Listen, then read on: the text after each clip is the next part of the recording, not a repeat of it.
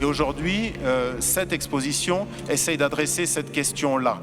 Réapprenons, nous, les Africains, mais aussi tous les gens qui ont un intérêt par rapport à ce continent, à nous regarder. Désapprenons ce que l'œuvre coloniale nous a imposé et apprenons à nous recélébrer.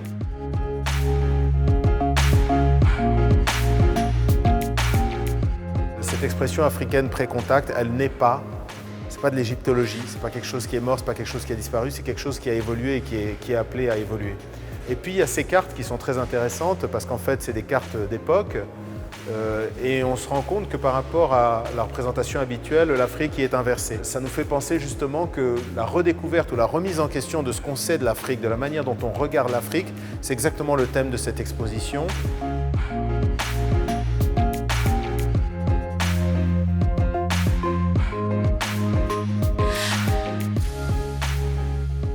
Je voulais rendre ces objets vivants, je voulais leur rendre leur vie, parce que fondamentalement, la particularité de l'art africain qui m'émeut et qui me touche, c'est celui qui, quand vous le regardez, vous regarde en retour, droit dans les yeux et jusqu'au plus profond de votre âme.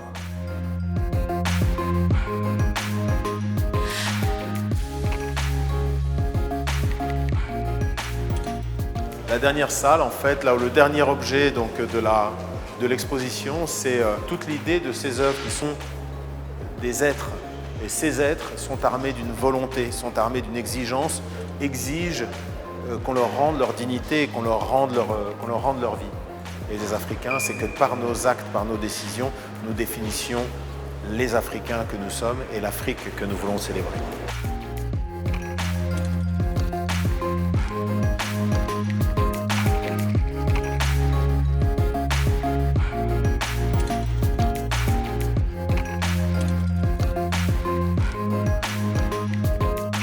Kendall m'a dit quelque chose qui m'a vraiment frappé. Il m'a dit, écoute, tu penses avoir deux collections, une collection d'art contemporain et une collection d'art classique. Et tu te trompes. C'est une erreur grossière. Tu n'as qu'une seule collection. Tu as une collection d'art puissant.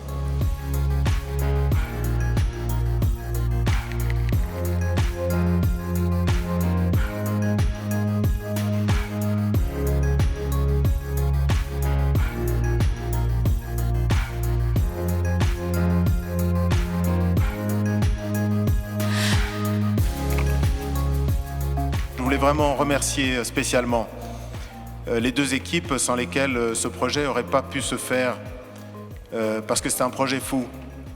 C'est un projet qui, sur le papier, est pratiquement invendable. Et c'est quelque chose qu'ils ont fait avec beaucoup de courage, beaucoup d'honnêteté, beaucoup d'amour.